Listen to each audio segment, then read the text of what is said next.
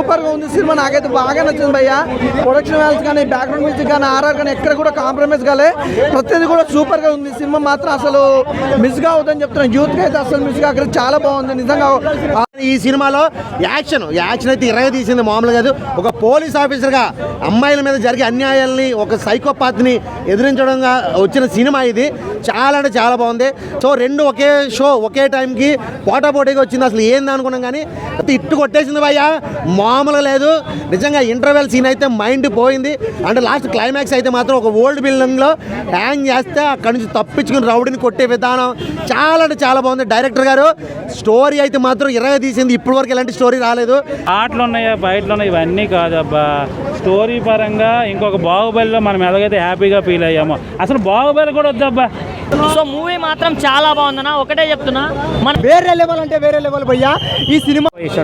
Movie మాత్రం excellent మూవీలో ఒక్కొక్క సీన్ ఒక్కొక్క సస్పెన్స్లో ఉన్నా కూడా చాలా బాగుంది మూవీ. ఎక్కడ బోర్ లేదు, ఎక్సలెంట్ మూవీ. ఇలాంటి మూవీ మళ్ళీ పేరు వస్తుంది. మంచి కాన్సెప్ట్ మూవీ.